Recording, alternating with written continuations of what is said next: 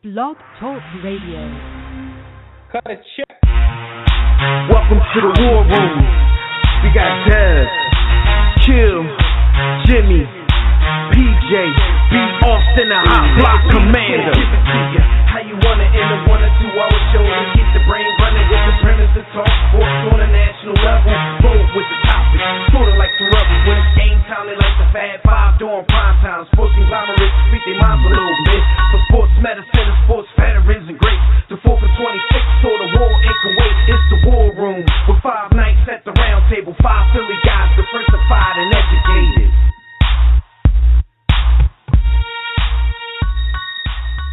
That's right. 5 Philly guys, diversified and educated. Yo, what up, who you got, fans? Dame or Rock Henry?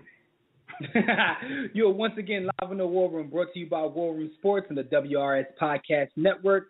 I'm Jimmy the Blueprint, and I'm at the round table with the Bull B. Austin. Tonight, we'll recap Week 2 of the NFL season and preview the action of Week 3, including our thoughts on all the preseason contenders who now are sitting at 0-2. So keep it locked right here. And to get in the live conversation, join us right now in the JW Philly Realty chat room. You can find that at blogtalkradio.com/the War Room, or you can just hit us up on Facebook and Twitter. That's at War Room Sports. You can also call us directly in about 40 minutes. We're going to open the Digital Extreme Technologies hotline.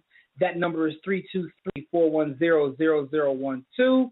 Before we get started in the sports talk, we have to remind you, make the War Room Sports Podcast Network a part of your daily routine. When we're not live on the air, you can visit warroomsports.com and click right on that WRS Podcast Network tab, or you can listen to the War Room Sports mobile app, or you can just go to iTunes, subscribe right there to the War Room Sports Podcast Network. Remember, while on iTunes, leave us a rating, give us 5 stars, tell us how great we are, because that does help us out and we appreciate it. Listen, on this podcast network, you'll find some of the best shows that the web has to offer, and that includes sports as well as non-sports. You can listen to archive episodes of our show, The War Room. You can listen to the Broad Street Line with Roy and Chris, Tissue and the Tape podcast with Phil and Savah. We have After Further Review with the Mayor, and we have a whole lot more, and new shows are being added all the time. You can check the listings at fatsradio.com. That's PHATZ radio.com for syndicated airtimes of all of your favorite sports shows, which includes The War Room, because we also air over there a few times per week. So, B. Austin, what's good, beloved? Yo, man, I'm here, and I'm happy because sports is life, and life is sports. And if you don't agree with me, kill yourself. Yeah, man. Shout what out, you think about, rest in power to Yogi Berra. Yo, what you think about the brother Pope Francis and his visit to the States? Yo, man, he's taking some revolutionary stances to try and unify society all across the globe. He's taken some controversial positions that have kind of endeared him to the people, both Catholics and non-Catholics. But I still, deep down inside, call me whatever you will, I still say, yo, hide your boys. Hide your little boys that are under the age of 15. Yo, my mom works in mysterious ways. When I see the Pope, I understand exactly what you're saying. Idolatry is real. But I find it funny, like, at the Pope's outfit. I said, yo, what would happen if I just start rocking that outfit on a daily basis? Like, the whole leg. Like, look, I ain't even got to think about the paper wear. People, get you some paper. Like, instead of woo wear, we got paperware. Like, just think about it, man. Think about how amazing it is. Like, I already get up and don't care what I put on. Listen, but man, having one outfit. Listen to all our Catholic listeners and viewers, man. Look, man, don't take it personal. Like, we shoot at everybody. So we'll get to the Muslims. We'll get to the Jehovah's Witnesses. We'll get to the Mormons. This is definitely not religious slander. I'm just saying we gotta be getting, like, I'm just going straight wear the paperware every day. I'm gonna bring that to the hood, man. Paperware and trees every day. Paperware and Timbs to the hood. Word. Every day. Every day. We rock the paperware. Anyway, man, let's jump into some of these stories that happened while people were on the grind. And for those who don't know, While You Were on the Grind is brought to you by DirecTV. If you like a better TV experience than cable has to offer, which includes the NFL Sunday Ticket, go right to our website at warroomsports.com. Click on that DirecTV logo and order a better TV experience at a discounted War Room Sports sign-up rate. we already know that if you're a football fan, guess what? You got to have DirecTV. You can also get the Red Zone channel, and DirecTV is your deal altogether. You know what I'm saying? Because this is War Room Sports with cable. That's back before we had high def, and now this is War Room Sports with DirecTV because you hear us in high def now. Anyway, you get the point. I know what it is. You already know what it is. But it's time to talk about what happened, how the good people were on the grind. You mentioned this earlier, man, the first story, man. I got to give you the floor to give your old head a shout out. Yeah, I need 2 minutes. Yeah, I need 2 minutes. Berra, rest in power, is no longer with us. Be off, and I know you got something to say about that, man. Yo, first of all, I want to say that those that tune in and listen to the show regularly, we thank you, bless you, God bless you. May the Pope sprinkle holy water on you. Listen, Yogi Berra is my favorite baseball player of all time, bar none, ever. Why? It has probably nothing to do with baseball. Let me share with you some of the great Yogiisms that will keep you alive and keep you happy. We're going to start off with, when you come to a fork in the road, take it. You can observe a lot by just watching. It's like deja vu all over again. No one goes there nowadays. It's too crowded. Yo, let me throw one in, B. Austin. You should always go to other people's. You should always go to other people's funerals. Otherwise, they won't come to yours. We made too many wrong mistakes. Yo, congratulations! I knew the record would stand until it was broken. Yo, 90% of the game is half mental, man. 90% of the game is half mental. I be telling you, yo, that's $1 million worth of game for free. A nickel ain't worth a dime anymore. Yo, I wish Yogi had IG. Yo, my man said he is from both sides of the plate. He's amphibious. Slump. I ain't in no slump. I just ain't hitting.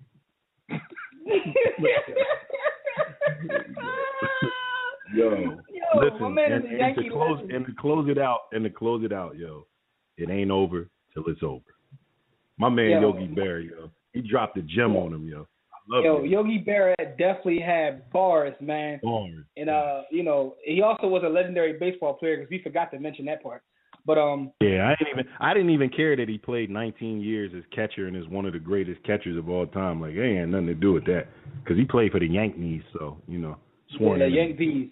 But my man definitely had a lot of bars. He's definitely a Yankee legend, man. Rest in power. He died at the age of 90, so he had a nice long life. So send blessings to his family and all of his fans and friends and the like, man. But definitely by continuing your legacy of dropping amazing bars, sports bars. Listen, man, I know I said I would close it out, but yo, I gotta close it out with this one because this one is real. Love is the most important thing in the world, but baseball is pretty good too. Yo, Yogi Berra. Yogi Berra, man, rest in Yogi. power. Definitely rest in power, man. Now, I also want to get your opinion on this amazing story that's been going around, man. In high school, a coach ordered his players to hit the referee. Now, of course, this happened in Texas because where else would this happen? Nowhere, Texas. I just heard that the players were suspended like 75 days and sent to an alternative school. So the players got punished, very severely, and they were literally listening to their coach. But what do you think about this, man? Is high school sports out of control right now, or is it just a matter of us having cameras? I think it's a matter of us having cameras. I think society is definitely different, and it's getting progressively worse, and that's a whole nother conversation for another time. But a part of that is because everybody has a camera. Everybody has a microphone. We're all reporters, so it's kind of like it's imploding upon itself, like it's self-perpetuating, the reason that it's getting so bad. But let's get diving into this story specifically. There's a lot of wrongs. Look, when you're in high school, you know right from wrong. I don't care what your coach tells you. You know that you're not to touch an official, like period, point blank. It would be different if these kids were Pop Warner. But even then in Pop Warner, like my son is 7 and he knows better than to touch an official. Like if his coach told him that, he would come and tell me before he kicked the official or hit the official. So I believe you still have to hold the kids and the players accountable. I don't think they should be suspended from football forever. I do think 75 days of suspension is excessive, just because an authority figure, one who they hold next to, you know, God, mom, dad, and then, you know, his grandparents and then his coach. You know what I mean? Like and my homie Francis. So and my home, the Papal. So it's kind of like you have to take into account the fact that this order came from an authority figure in their lives that probably holds a lot of gravity, like a lot of weight with them. So you have to take that into consideration, but that does not absolve them of responsibility. Like you knew that. Now here's my next question to you. Is this part of the culture? Is this like a culture? Because I agree with you. Your son would, you know, react a certain way based upon what you've instilled in him. But Texas is known to be out of control in terms of their culture. So their parents may instill in them like, yo, coach is next to no one. Like, you know what I'm saying? So, and I see you, Casey Mack, coming at my neck on Twitter, calling me a hater. Let's dive a little deeper. What was the reason that the coach asked these players to hit the official? He lost his cool. He lost his cool, and he disagreed with some of the calls the referee was making. So, you know, he lost his cool in order that, you know, didn't realize after the fact, like, yo, what did I do? He lost his cool. But, you know, I mean, that generally doesn't happen to me unless it's like, yo, you know, don't leave it in. Never mind. But listen, my point is this. Is it a culture like that happens in certain states? Like we know that off the top of the head, there's 3 states which are considered to be Florida, Texas, and California to some extent. English. Yeah. Florida can't speak English and you can kill black men. Texas, kind of the same thing, but more or less, you know, they are. I hate to call them a rebel state, but they just function differently. No, I can't go with that though. I can't. I hear where you're coming from, and I agree that the culture is different in the state. But where it comes to athletics and sports and authority figures within sports, man, universally, you know, you don't put your hands on an official. You know that. Your parents know that. Your grandparents know that. Your brothers and sisters know that. Your little brothers and sisters know that. Like, nah, B. Yeah. Can't give them a pass, man. Can't do it. No doubt. I wasn't trying to give them a pass. I'm just trying to say maybe the Texas got an issue that they need to, like, you know, I mean, we all know Texas got issues in general. You know what I'm saying? Shout out to Rick Perry. Anyway. But I just thought that was an interesting story, man, because you see the kids did get punished. But, hey, Casey Mack, I see you on Twitter. Let us know what they're doing thus far with the actual coaches. Did they lose their jobs as of yet? Because I didn't say that they lost their jobs yet. So I'm wondering whether they did or not. Now, here's something that another story. I was like, okay, you know, a lot of times we try not to talk about stories until the show because I want to get your natural reaction. But listen, this model tried to extort the legend, Jaromir Jagr, who's a legendary hockey player. So the story is this. The story is this. There was an 18-year-old, I know Myra is, listen back to our catalog of episodes, but there was an 18-year-old young lady who basically gave up the snappy nappy dugout to one Jaromir Jagr, and she took what the young folks call after sex selfie. And if you don't believe that's a thing, just go to Twitter, go to IG, and put in hashtag after sex selfie, and look what you'll see, because it's a thing. Not that we would know. We just had to do research for this. For this story. Absolutely. So she takes the after sex selfie, but the thing is, Jagr is knocked out sleeping in the bed. She tries to blackmail the boy, like, yo, give me a couple $, I'm going to release this. First of all, she asked for like 2 stacks. She wasn't even trying to like really come up.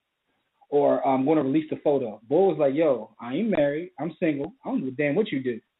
So the photo was released, and Jaromir Jagr still gives no F's. He says, do what you got to do. So you get no money. Yeah, no money. And he still came up off the yamage. Side note to this chick was 18. I just want to say that.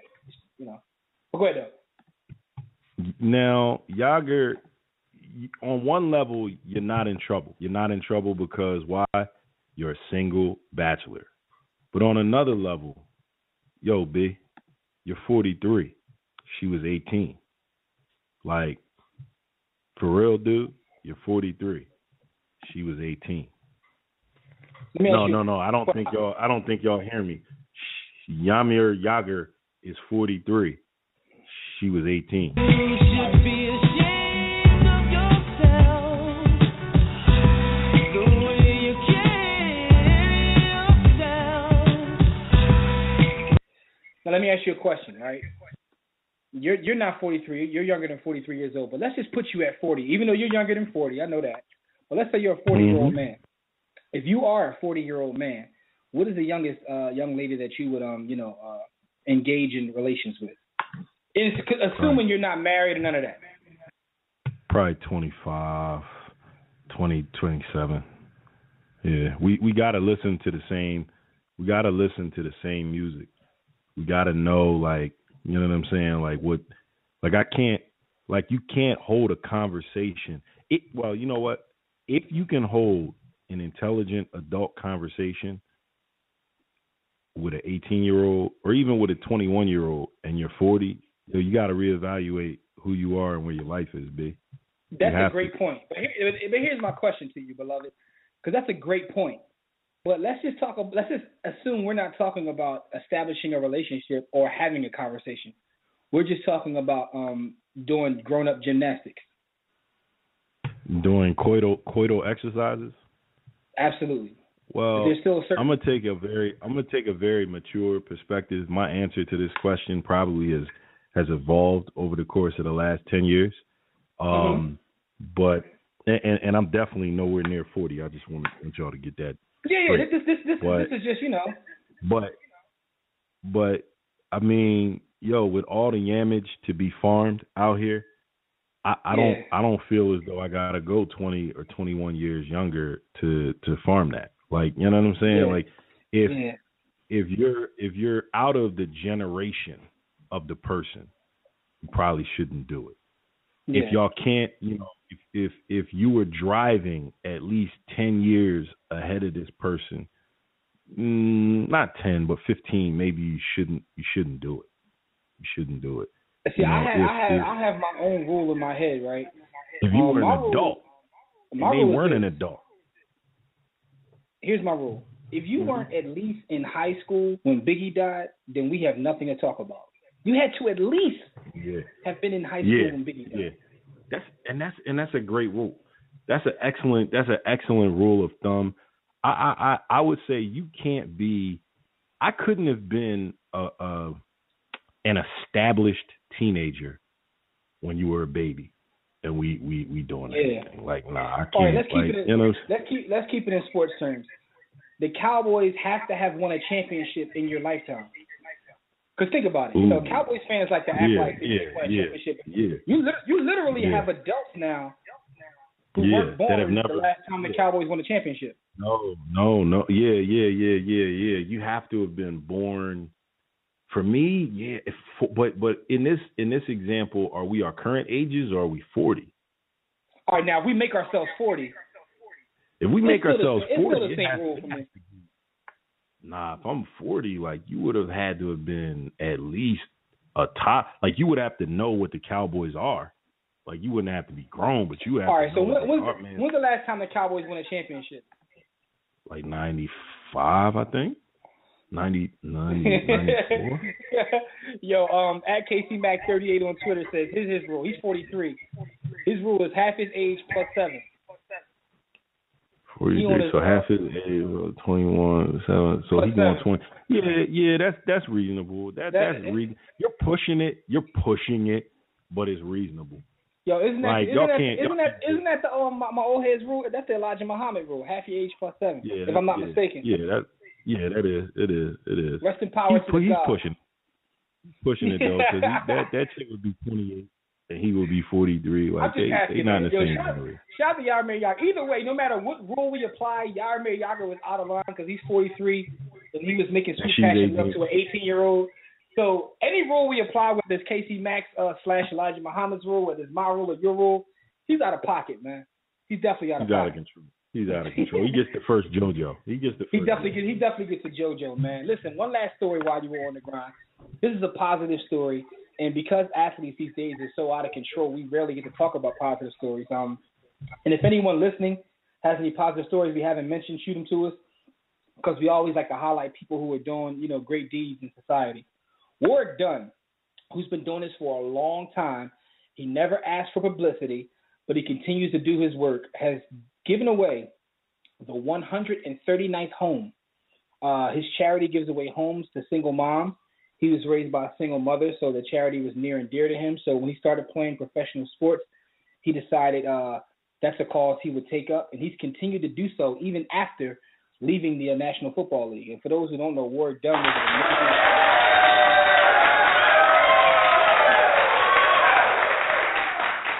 was an amazing running back for the Buccaneers. Warrick Dunn cares if don't nobody else care. Yeah, Warrick cares if don't nobody else cares. So shout to him because he's continued to do this even after being out of the league.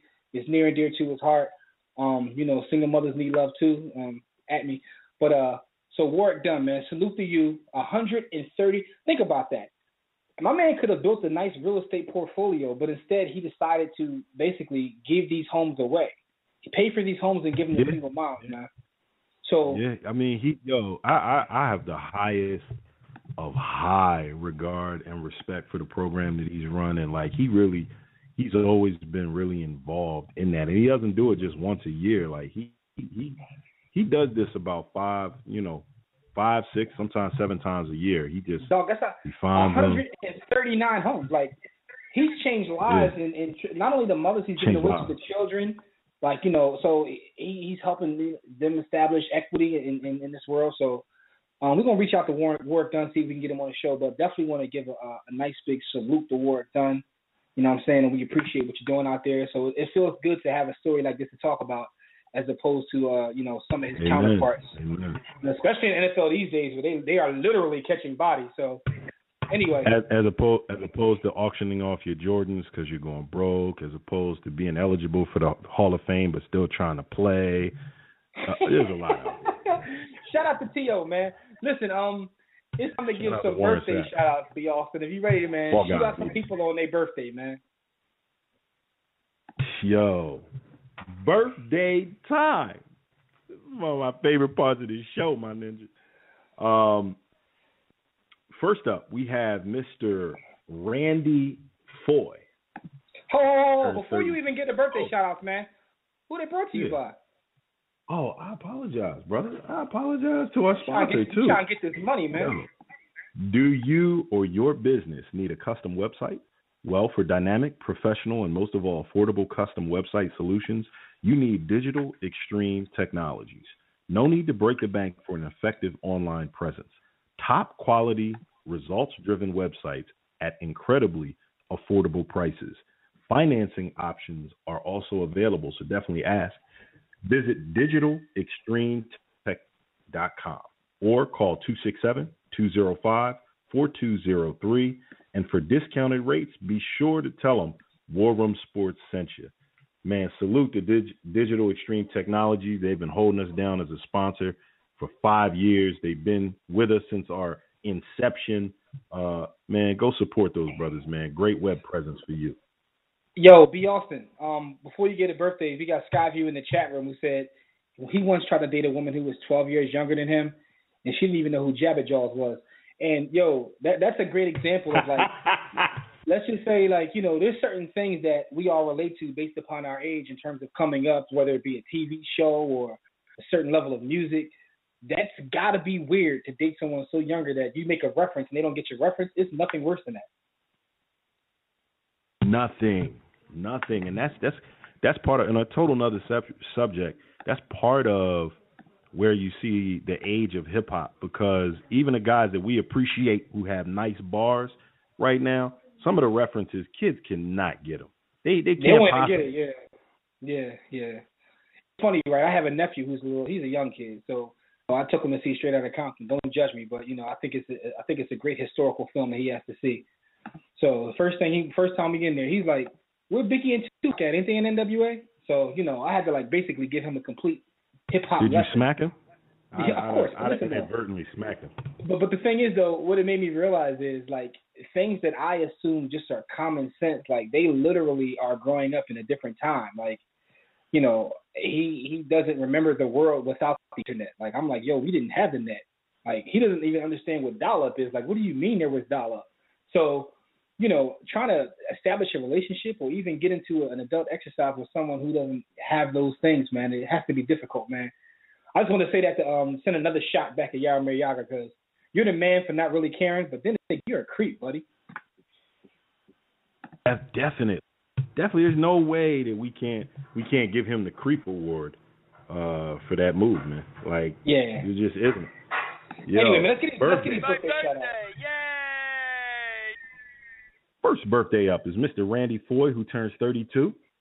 Next is Eddie George, a.k.a. the Black Superman, a.k.a. Teenage, a.k.a. the latest and greatest and best thing to come out of Ohio State. Next George. up is Mr. Terry Metcalf. Eddie George. Terry Metcalf turning 64. Mean Joe Green, rest in power, would have turned 69 this week. Greatest nickname, man. Greatest nickname. My man literally was called Mean. Like, what better name is that for a nasty defensive player in the National Football League, like Mean Joe Green? But back to Eddie George real quick, though, man, because Eddie George, Ohio State was amazing. He definitely was amazing, but he also married the chick from SWV, so I remember him for that. In the Titans career, like, I wasn't a Titans fan because, you know, I'm a fan of my team, but to see, like, Eddie George and Steve McNair and all those guys on the team, man, like, when they played the Rams, I was literally rooting for them, man. I was just trying to see brothers do great, man. And Steve McNair is another one who we never really talk about, but Steve McNair got it. Eddie George was a dude, much like yourself. I kind of rooted for him, even though he played on another team. Like, you always wanted to see Eddie George do well. And to a degree, Steve McNair, I think the way he passed on kind of tarnished that legacy for some. But yeah, those guys, that team was a nice team. Steve McNair is underrated as a QB too. Yeah, he definitely is. We never bring his name up. You know, it's sad the way he went out. You know what I'm saying? But you know, we'll never trust a big button to smile. Steve McNair is definitely one of the all-time greats, man. And all time. You know, salute to Eddie George, though. Yeah, we see these guys playing quarterback now. You know what I'm saying. You know what I'm really saying. And so we see these guys playing quarterback now, and we criticize them. We always go back to Warren Moon. But Steve McNair was cut from a different cloth, too. He was a pretty good quarterback. Yo, Steve McNair didn't care about his body or his life. Yo, he was trying to play football. He was trying to play foosball. Yeah, he definitely was, man. So salute to all those gentlemen and anyone else who's having a birthday from the War Room. My birthday, yay! We got Fred Perdue who's going to come on and talk a little bit of college football with us. But before he does, I want you to check out our website at warroomsports.com. While you're there, be sure to sign up for the War Report. That's our company newsletter. Click on the Contact Us tab to send us a message about our company, our show, or to inquire about sponsorship and advertising opportunities. We're always looking for new sponsors, and we definitely pick you up. Or if you're looking to join our network, like I said, we are constantly adding shows to our network. You got to have some quality, though. We're not going to put anybody on. For general inquiries, email us at info@warroomsports.com. While you're browsing the site, you can click on the memorabilia tab, and you can buy some War Room Sports swag. You know what I'm saying? Get you a T-shirt or something. Click on the blog tab because we have a blog where we talk about a lot of different things in the world of sports. So check out our latest articles in the All is Fair and Sports and War blog. Click the icons and tabs, and you can like our Facebook page, Twitter page. Everything is right on warroomsports.com. Remember, we're also on iTunes. That's there as well. And you can watch our webcast at War Room Sports TV. To listen to the WRS Podcast Network, same thing, warroomsports.com. Or, listen, do you want everything on the go? Go get the War Room Sports mobile app, which is on iOS and Android. Anyway, right now our chat room is popping. It's open. Go to blogtalkradio.com/The War Room. To enter the chat room, sign up for your profile, Blog Talk Radio. If you don't want to create an account, you can sign in through your Facebook or Twitter accounts. And while you're at it, click follow, and you'll get updates about this show. We'll be taking questions and reading posts from Facebook and Twitter and chat room during the show, as we already have been doing. To call and speak with us, you can dial the Digital Extreme Technologies hotline. That's 323-410-0012. Press 1 when prompted. If you're already listening from your phone, just press 1, and, you can bring you on the talk. We definitely have Fred Perdue coming on. I'm surprised that my man Tobias hasn't shown up yet, but we all know what happened to his squad, Roll Tide, so now I know why Tobias hasn't shown up. Guys, if you're out there listening, man, don't duck us this week. Anyway, without further don't do that. Don't be that type of dude. We have our college football expert on the line. We got to get his take on what happened with Tobias' team. You know what I'm saying? So anyway, let's get Fred Perdue on the line to talk some college football. Fred, are you there? What's going on, Fred? What up, nephew? Hey, Fred, man, you see Tobias ain't hit us up yet, man. Tobias is always the first on the line, man. But for some reason, and Fred, I did see you troll him on Facebook, by the way. I saw you talking trash to him. Well, Alabama, they were in the game after going just really playing badly throughout the whole game. 5 turnovers, just a bunch of blunders. It just didn't seem like an Alabama type of game. But then again, that team doesn't have any identity. So, I have to do a little bit. The one thing, no, never mind. Alabama has nothing in common with Miami because Miami's undefeated. Who figures? Damn! Oh, Shots fired. Fired. Block out. Booyaka. Yo, be off here. Hey, Fred, man. There's a lot of topics that we definitely want to get to while we have you on the line because you are the college sports expert, and there's some things that we need to talk about. Here's the first thing I'm going to ask you about. Everybody plays fantasy sports. I mean, it's damn near marketed on every medium at this point. But the NCAA says no to fantasy betting. What's up with that, man? Well, how's that even possible? How do they even monitor that? That's a good question. With the NCAA, they don't want any student athlete, and we have to put the emphasis on athlete, not student here. But they don't want anyone making any money off of themselves. That's ludicrous, isn't it? And I'm not talking about the rapper. I'm simply saying, why would the NCAA want anyone to make any kind of money unless it's themselves? They've banned all NCAA athletes from using any kind of DraftKings, FanDuel, anything that is any kind of gambling on college sports. They've banned it. They've also said that you will get a 1-year ban from playing whatever sport you're playing if you're betting on it and you're caught betting on it. But there is a catch. Professional sports, you can do that. That's fine. You can bet on the NFL all day. You can play. You can do fantasy football betting, anything you want, as long as it's professional. But you can't do it if it's on yourself. I don't like that idea. I don't really know how you can regulate that, but we've had point-saving issues in the past. I don't think that's really going to make a big difference. I think that would give more players more incentive to do well because you're betting on yourself. Oh, can I get 6 catches for 130 yards and put up 10, 15 points on my fantasy team? I think that would do some things. Hold on. Here's my question. I just want to get to the specific. Is this just them saying you can't play like fantasy sports with college, or can they not play NFL fantasy? Like, what are they actually? They can do it. They can do anything as far as fantasy sports if you're not paying for it. If you're not betting any money, that's fine. But if you're actually putting money on the line, if you're going to FanDuel or DraftKings or any of these websites that do this, yeah. So basically, they're against it. So basically, they have to do the figure out. Like if you work at a job that's not really into gambling, you say it's for fun, but y'all really bet on the side, is what you're saying. Pretty much, you can get away with it if, let's say you gave your friend $30 and said, "Hey, put this on me, put me on the team, and I'll do great things for you." Yeah, and we'll take a cut of the money. You could probably get away with that. But if you are caught, there's a 1 year. You will lose a year of eligibility, and you'll have to sit out the rest of the season. I don't like this idea. Yeah. I mean, I don't like this idea simply because the NCAA can go in and say, well, you can. Who can monitor this? That's the problem I have with it. Who can monitor this? Here's my thing. They're going to make an example out of someone, probably a young black man. But anyway, they're going to make an example out of someone. I'm interested to see who it is. You know what I mean? Anyway, with that being wait said, till somebody has a really crazy game. Wait till someone has a really crazy game and we know we can't stay off of Twitter and any other kind of social media, and someone's gonna post it, and it's not gonna be that, but it'll be a big issue. Oh yeah. No, it'll be the intern. It'll be a social media intern that posts it. It won't be the player. They'll have that to be able to retract. Well, no, what's gonna happen is they're gonna piss off their girlfriend or something, and she gonna like say, okay, I got you. I'm gonna pay you back. You know what I mean? That's what's gonna happen. But anyway, Fred, let's talk football, man. Ohio State. I said that. I mean, listen, is it time to panic or what? RELAX.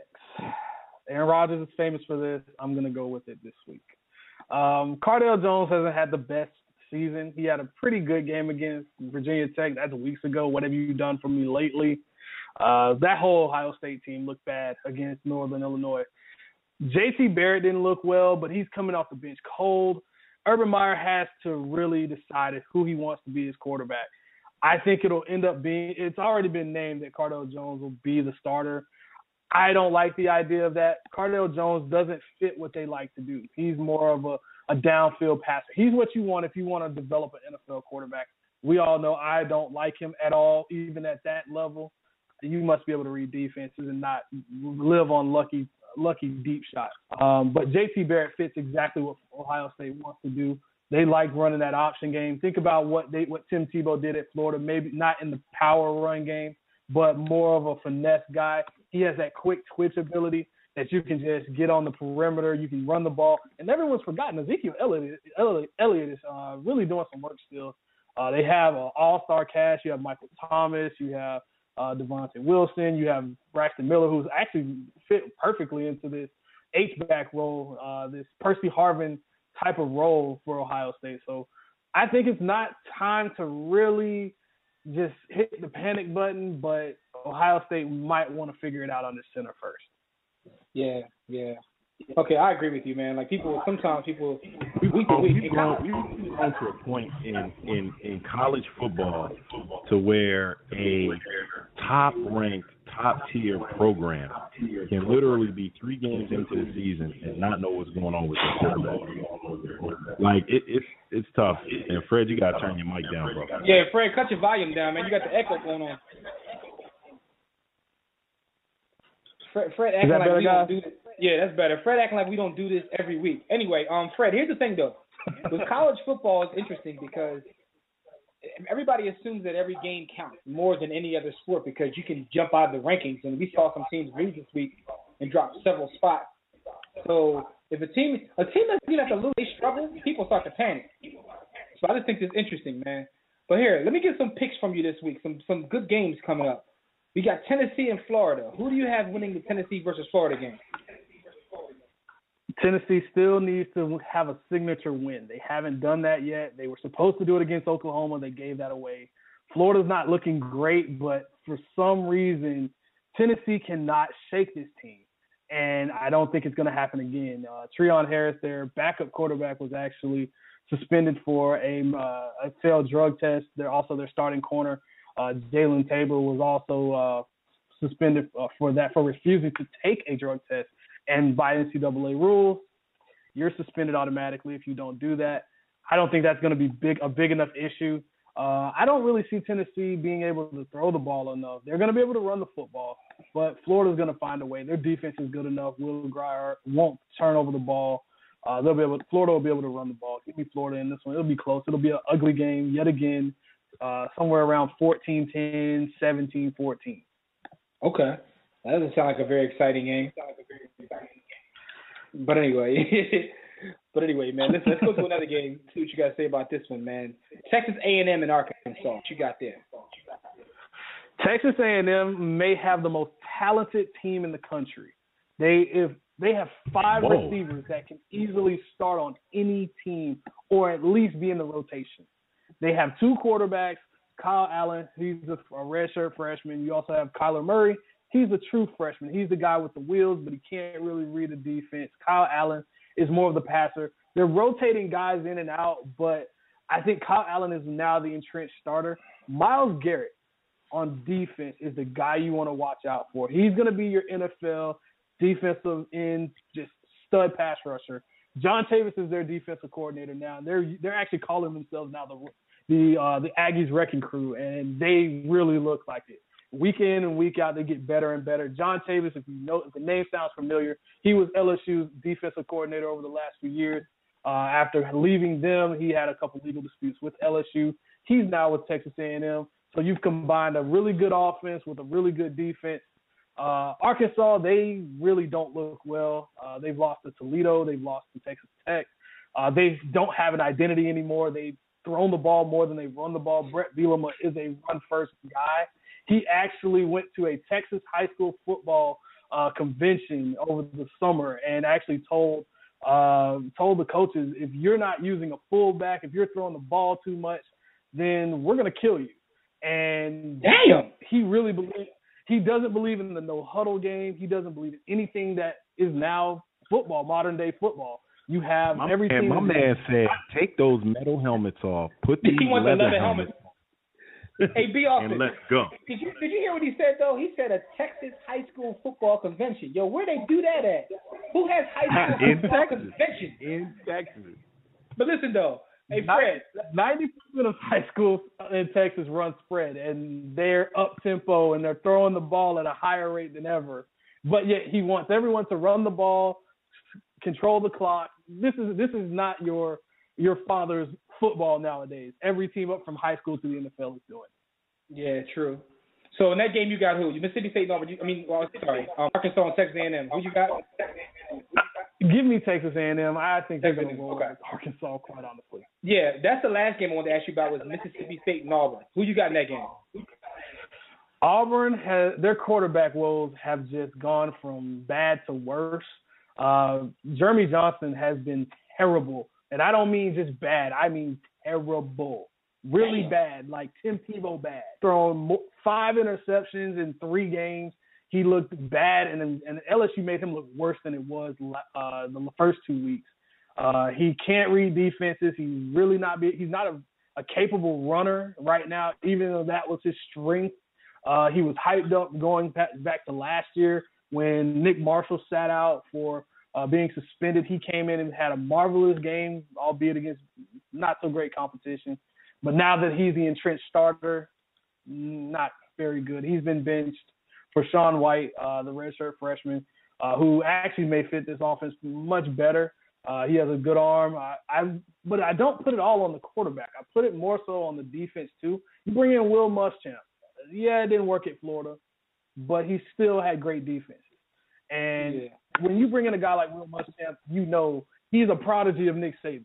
He's going to be aggressive with his blitzes. He's going to be stout in the secondary. He's going to have a great pass rush. None of that happened at Auburn yet. And they have great players. I was about to ask you, so who do you got? Because you just pooped on their quarterback for a good 5 minutes. But I take it that means you're taking Mississippi State? Yes, I'm definitely taking Mississippi State, and I think it might be a laugher. Mississippi State hasn't found their running game so much, but Dak Prescott, he was a Heisman contender last year. He for all intents and purposes, he's the black Tim Tebow. Let's go ahead and say that. He's the black Tim Tebow. He can't. Yo, Fred, as far as college football is concerned, I'm going back to week 1 of the college season. I'm going back to week 1 of the college season, and I'm going to make a video, the best of Fred Purdue, to hear your predictions, because you be slandering some of these players, man. Well, let me ask you about this guy. We got not a question so much as a comment in our chat.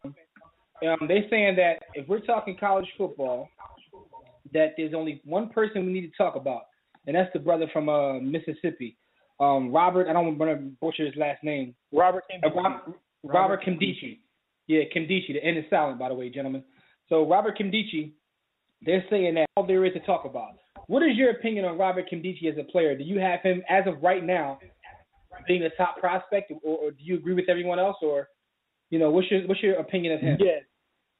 I was one of the few that said he'd be a first rounder coming out of high school. He's been about 6'5", 6'6", 290 so odd pounds from the time he was at Grayson High School in Georgia. I really liked him back then. He played a lot of running back then at that size. For him to be so big, He is quick. He seems like a LeGarrette Blount type at running back, but he's athletic enough to play that position if you really needed him to. He could be that bruiser on the goal line, but he's a defensive tackle. He's gone from defensive end to defensive tackle. He can power move. He can be finesse. He's going to be one of those top 10 type of guys going into this draft coming in 2016. I love him, and his brother is not that bad either, Denzel Kendichi either, who's the middle linebacker at Ole Miss. Yeah, because here's my thing, right? I hear you, and I agree with you based upon what I've seen thus far. There's still more, analysis that has to go down. But you were so high on Jadeveon Clowney, and I understand he got injured and all that, but my man is not looking well, in my opinion. Anyway. Jadeveon Clowney hasn't really lived up to that number one overall pick status right now. He has a long career. Microfracture surgery doesn't help that either. No, it doesn't. I strongly think that he's in the wrong defense. I look at him as a 4-3, hand in the dirt kind of guy, not a stand-up linebacker, pass rusher. I don't see him as that. Time will tell. I'm not going to bail you out because I think you made a mistake, but I do agree with your assessment of where he should be. He should definitely be in a 4-3. Putting him in a 3-4 does him a disservice, a huge disservice. He cannot drop in coverage. As athletic as he was, he cannot drop in coverage. He's not used to it. So basically, what you're saying is you make an excuse. No. I'm still sticking with him. I think he'll be a good prospect. I just don't think he's in the right defense, and they're wasting his talent. Honestly, all I know is this. I know that B. Austin, when he was coming out, Fred bigged this dude up. I thought we were getting ready to see the son of Lawrence Taylor. Listen. Fred carried his luggage around for him from hotel to hotel. All right, Fred. Last question before we get you out of here. Another linebacker is lost for the season, Miles Jack from UCLA. And I knew that he was a great player, but to see some people talk about him after this injury, I'm like, yo, they were talking like, Derek Thomas is gone. Like, is he that good? He's the heart and soul of their defense. He actually was a two-way player his freshman and sophomore year. Up until the end of last year, he was going both ways, playing running back and linebacker. So that tells you his versatility. He was the guy. He was their play caller on defense. I really liked him. So that is a big-time loss for a defense that is somewhat young. But the way their offense is looking right now, I'm not really too much more worried about their defense, really.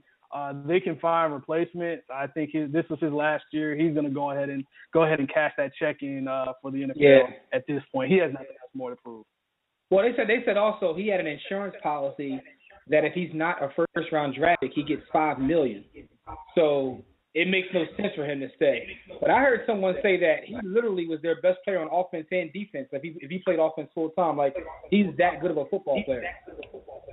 I can agree with that. Right now, I don't want to put anything out there and saying Josh Rosen will be this great player so far, so good. But yes, he could be possibly their best player.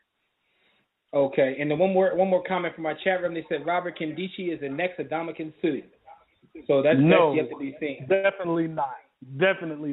Leroy, he's not coming going at you. That far. Fred said, hit him on Twitter. He's coming at you, Leroy.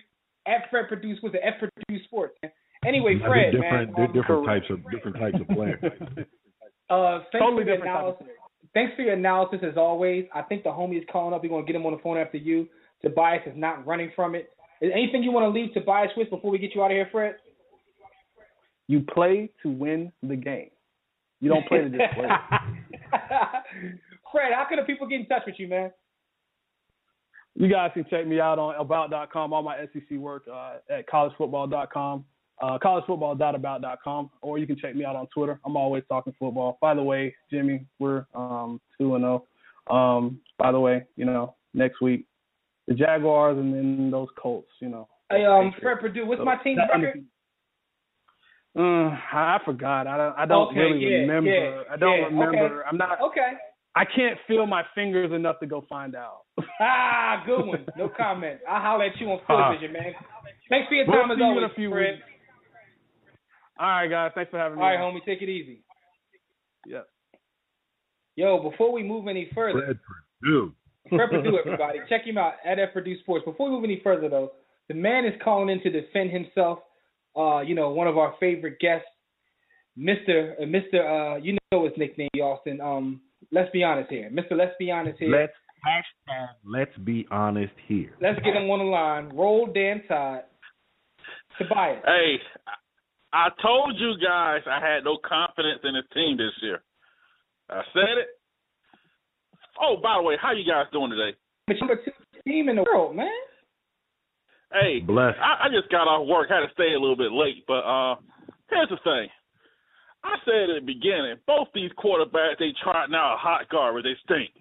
But here's the thing. I see why Blake Sims won that job last year from Jake Coker. Both he and Cooper Bateman, you saw him on the sideline, the other guy was in the game. Both had a helmet half cocked, arms folded, pouting. How the hell are you supposed to rally behind that? And let me let's ask be you a honest question. here. Let me ask you a question. Let me ask you a question real quick. Like, if you look at your team, they've had success basically recruiting at almost every position other than quarterback. And for the team to be as good as they've been over the last, yeah, that too. For the team to be as well, that's less glaring though. But for the team to be as good as they've been in recent history, do you think it's a product? Like, is it just their system? Is it the coaching at quarterback, or are they just getting the wrong guy? Well, I remember A.J. McCarron. He was like a big stuff. He had 4-star, but he competed with Phillip Sims that year, who was a top-rated quarterback, and McCarron beat him out. And Phillip Sims, I don't know where he's at right now. He probably the same place Anthony Bennett is right now. Update their LinkedIn profiles, but then also he recruited Ricky Town, who's the number 1 quarterback in the country this year, but he decommitted from USC and he went to what's his name now? Arkansas. Good luck with that one. Playing for the Donald Trump of college football. Good luck. But and then they got this kid Blake Barnett, who's a 5-star guy. But do you think it's possible it's whatever coaching they're getting once they get there? Because you can get a 4-star guy, but if you get a 4-star guy, but the coaching is not sufficient because you guys have literally won despite not having the best quarterback. I don't like that because I hear everybody say, including Fred, game manager. But what if you guys can't manage the game right? How about that? Listen, I'm of the opinion. I hate that whole thing. He's nothing but a game manager. Sometimes that's exactly what you need. I have no problem with the guy being a game manager. Shout out to Alex Smith, Alex Smith. Yeah. Like guys that are game managers that shout out to David Garrard. And make a play when necessary. Sometimes you need a game manager. Shout out to Peyton Manning. If you're solid, here you go. If you're solid everywhere else, sometimes you need a game manager. But no, seriously. 2-0. I just want to know. See, here's the problem. One, everybody's giving Lane Kiffin all this heat. What about the defensive coordinator? These guys are still giving up tons of points. Now you can't fault anyone if a ball bounced off the guy's head, land the other guy's hands, he run free. He can't fault anybody on that one. Yeah. But I'm sorry. I'm gonna be honest here. Lane Kiffin has done a good job. God, he pretty much got you getting a steak and whatever. Everybody was getting filet mignon, prime rib, everything. We end up with that shoulder steak right now so far. Quarterback the past 2 years.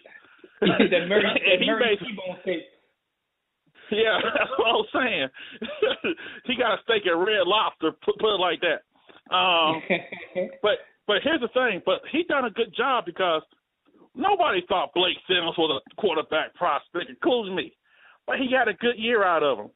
And I believe it's that, hey, you have to get a guy. But the problem with Saban, you got to settle with a guy. If you want Coker in there that bad, he stinks anyway.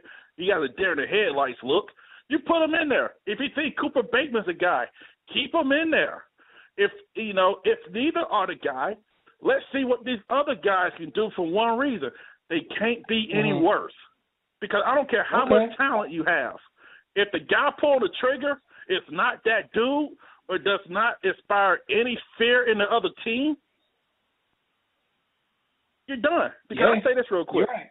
You can't be a red shirt senior and they stack the line, they don't respect you. Sorry, it can't happen.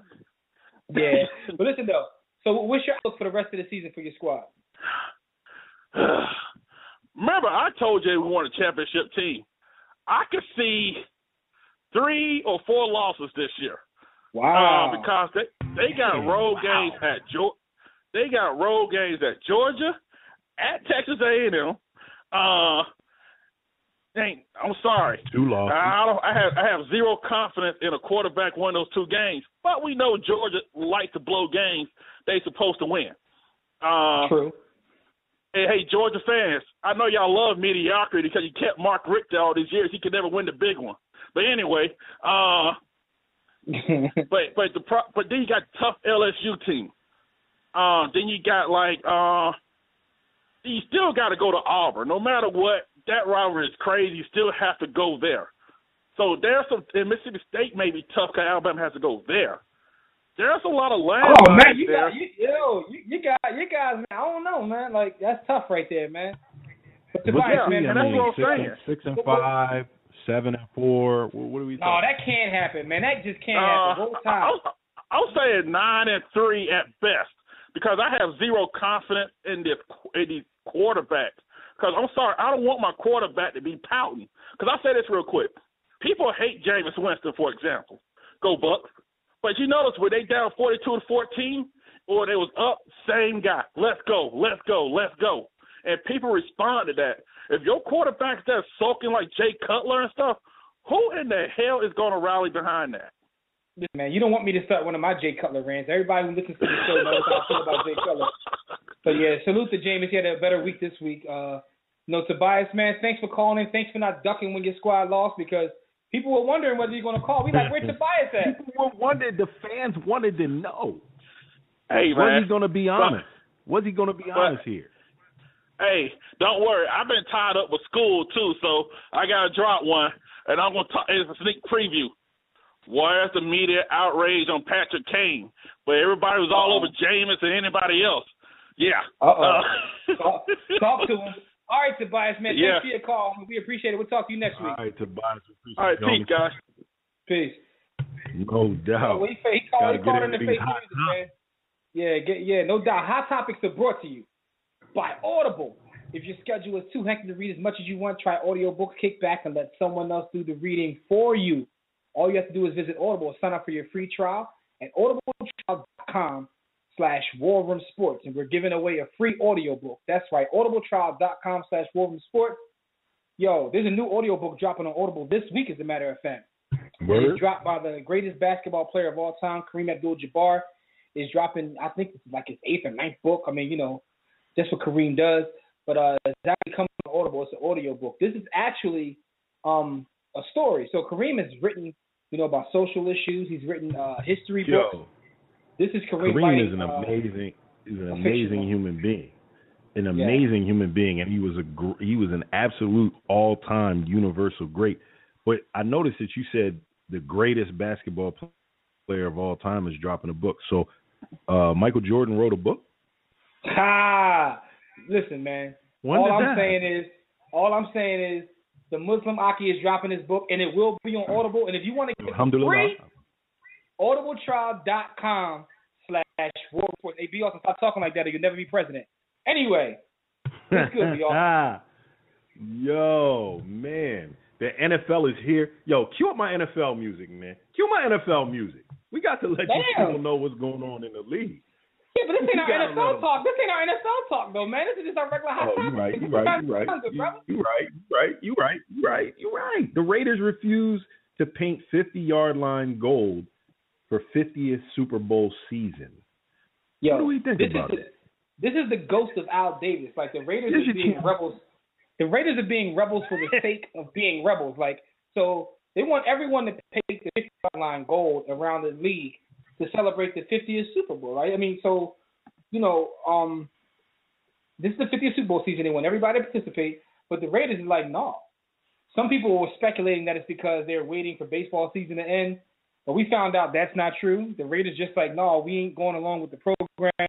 The Raiders historically have known to be rebels, but we all thought that was just Al Davis. So this is the spirit of Al Davis coming back, finding a way to just be, pretty much a-holes. What's your opinion? Yeah, I can't think of a realistic reason that you wouldn't comply. Like, I'm all for a rebellious spirit. I'm all for disruption of status quo. But in this case, I don't get it. I don't get it. Yo. I don't understand what's the point? And it's funny though, because you got these jackleg Raiders fans. Like, we do whatever we want to do.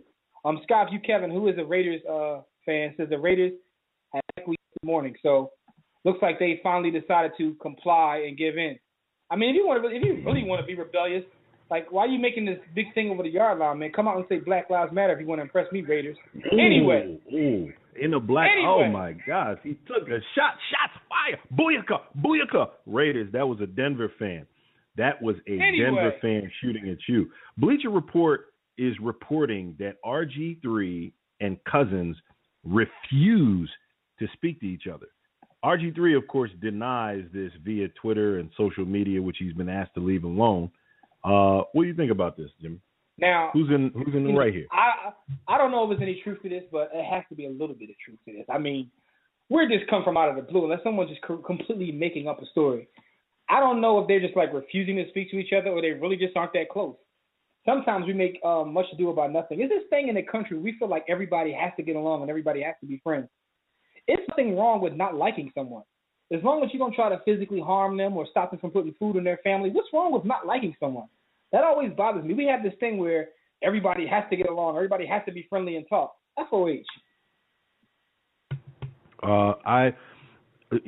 Being based here in the nation's capital and observing up close and personal, sometimes unwanted, not wanting to be this close and personal, but being close and personal with the Washington professional football team, there's truth to this. And not only is there truth to this, it stems back before this season, because Kirk Cousins is perceived as a threat to RG3. And I think now the perceptions have manifested themselves as a reality. If you think way back to the first RG3 injury, where Kirk Cousins came in and he moved the ball with success, still turnovers, but he moved the offense and the play calling changed. There was some resentment that occurred there because at that point, Bob Norbert, a.k.a. RG3, a.k.a. Cornball Brother, went to Shanahan and said, well, why don't you run these plays for me? Why don't you run this play package for me? And Shanahan reportedly said, well, you we're developing you. At some point in the hopefully near future, you'll be able to run a pro style offense. But right now, we need you to run something closer to what you did at Baylor, versus Kirk Cousins, who ran a pro style offense and who ran the Washington professional football team's offense like a NFL quarterback. Not with any great success, but they moved the ball differently, called the plays differently. That was the beginning of the rift. And Bob Norbert is the type of guy where he takes this as more than just a job. So he was placed in a position to be the face of the franchise and the face of Washington, D.C. And here comes this upstart, very professional, very, typical A-type quarterback. Kirk Cousins get in front of the media, speaks the party line, doesn't step left or step right, hits you with all the cliches, and is very, company man line, versus Bob Norbert, who thinks he can do and say anything because he's the face of the franchise and he's Daniel Snyder's baby boy. So now, listen, fast forward to today, some resentment has manifested itself, and I can see them not communicating in the quarterback meetings, not communicating in team meetings, and on the sidelines, they're never together.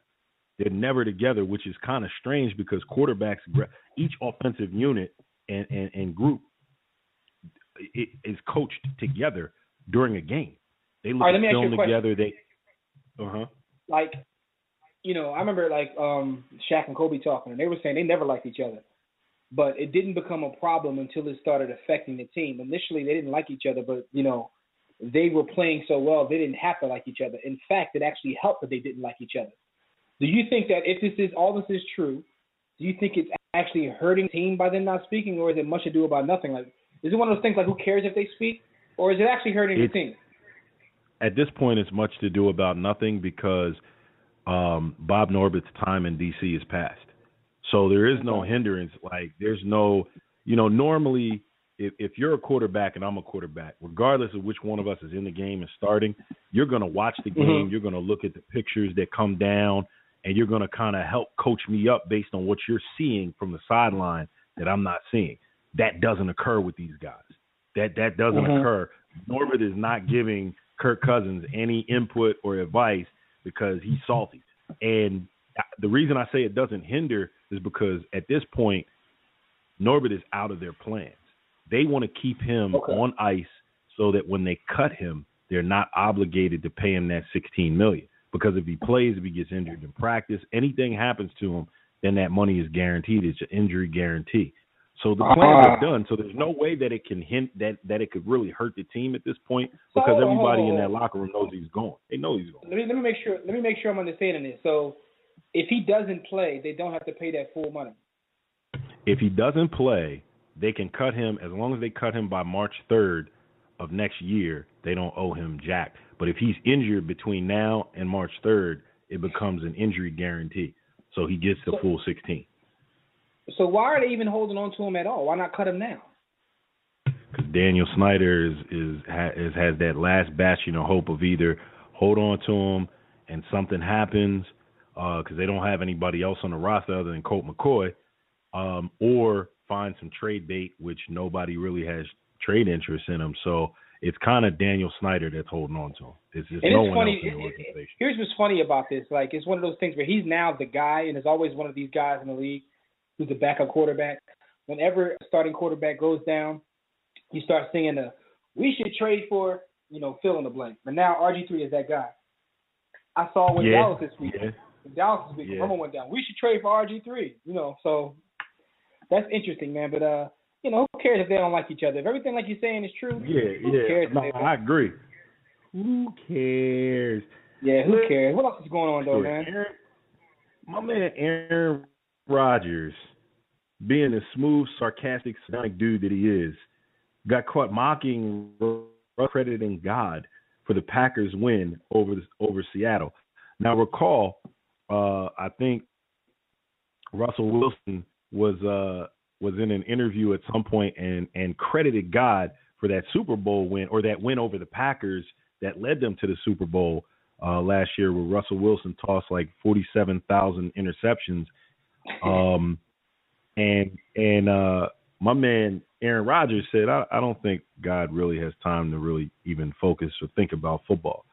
So now, fast forward this weekend or previous weekend, the Packers beat Seattle, and Aaron Rodgers comes out and gives all credit, praises due to the one and wonderful Allah. Like, this dude is funny. I think it's a funny dude. I think it's the greatest thing. First of all, Aaron Rodgers is that guy. He's the best quarterback in the league. But here's why I find it interesting, man. Like, Aaron Rodgers is special, and here's how you know.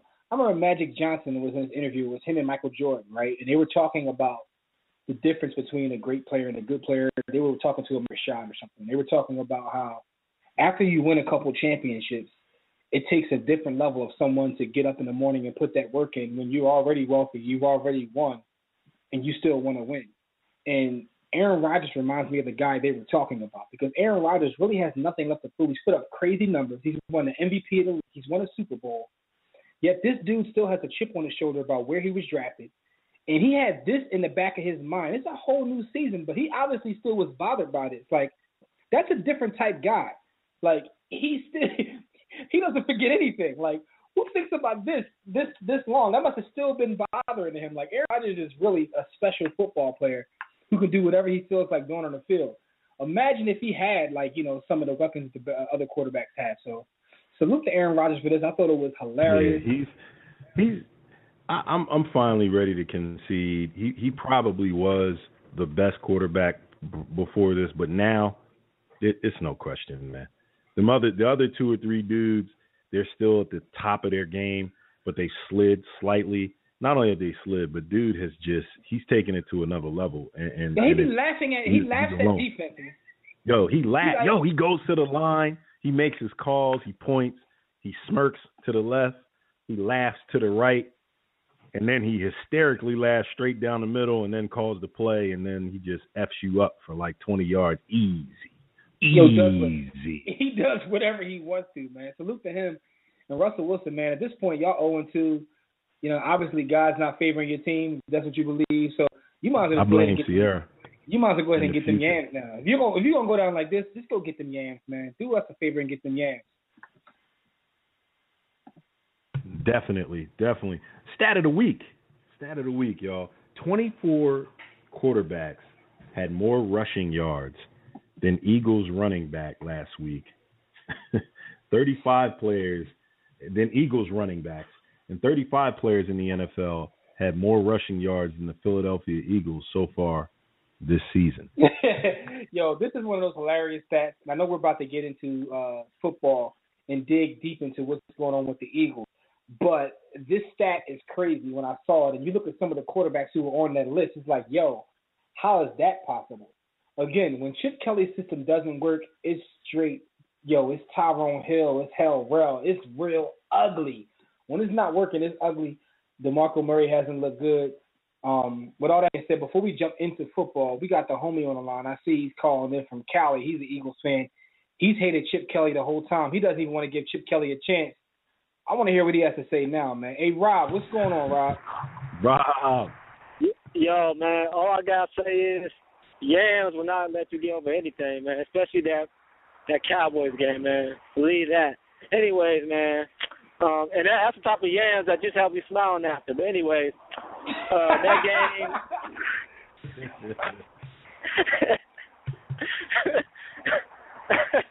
What about that Cowboys game, man? Because we know that you've been critical of Chip Kelly since day one. You've never liked him. So are you basking in this because you've already said you hated the guy, or are you just pissed as an Eagles fan? I mean, because I think War Room Sports, because, you know, learn from people who teaches you things, you know, people listen, and y'all teach me how to have an objective opinion, even though on your team, you always have to be objective, because I know because y'all the media, and I try, but when Michael Irvin said best, you can't have a systematically or schematically finesse offense with the expect an aggressive result, especially if you're running back to Michael Murray, which runs over people. And this offense, I haven't seen anything yet that just gives me faith. I mean, come on, man. Let's be honest. The tosses, the sweeps, especially against your division rival. Your division rival is the most. You're supposed to do at least your best against against the defense, because they know you from the back of your hand. They're training every day, off season, even between games against other teams to win a division to stop your offense. You know, so. Yeah. You know, let me tell you something interesting. I was talking to someone in the local media who has access to the Eagles locker room, right? And they told me something that I didn't think about, nor did I know. They were saying that, you know, we always talk about culture when it comes to certain teams. And they were saying that it's interesting in the Eagles locker room that they get a sense of people just wanting to do things exactly by the book, because they're like, yo, if Shady was that good, if Deshaun was that good, and he got rid of them, I could be going at any minute. So I'm just going to fall in line and do exactly what he says. And it kind of eliminates the players' freedom of, like, kind of freestyling when they're playing. They have it's kind of backfired. Like, they have a sense of fear. Like, they're scared of Chip Kelly. What do you think about that, Rob? We're scared of Chip Kelly. I mean, when you make, I mean, this is what he wants. He doesn't want to coach grown men. He wants to coach high school, young adults who I should say teenagers even, who just, man, This is not Pop Warner. This is not Pop Warner. He's not going to beat teams in space all the time. Chip Kelly wants to tell his players, if I tell you to go hit that referee, by dadgummit, you go hit that referee. Yeah, even with, this is only 2 games. I don't want to cause panic. The only reason I would cause them panic right now is because it's against the Cowboys. You know, first of all, give Will Romo, give Will Dez Bryant. I always want to play against the best. I don't want to let anybody complain. I want people to complain and say, "Oh, we lost because Romo was out. We lost because Dez Bryant." No, I want Cowboy fans to complain. So good Will Romo, you know. And I told the Dallas Cowboys fan, I said, your team better pass block. And I was right. Hey, they didn't pass block. Definitely got hurt. Yo, I just want to say one thing. We appreciate you, Rob. Hold on, Rob. One thing before we get you out of here, Rob, because I just got some breaking news, and you are a Lakers fan. The Lakers just signed Metta World Peace to a 1-year contract, man. They can have him back. I want Ron Artest. I want Ron Artest. I want no Metta World Peace. All right, man. Thanks for your call. He going. Yo, what happened to Pete?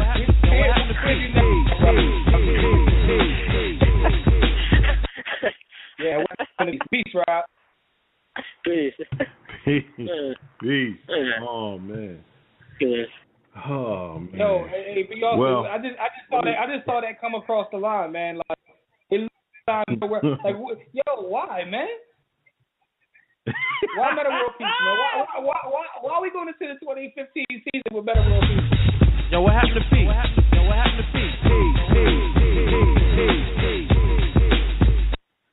Yo, I don't know. I know I'm gonna tune in to watch.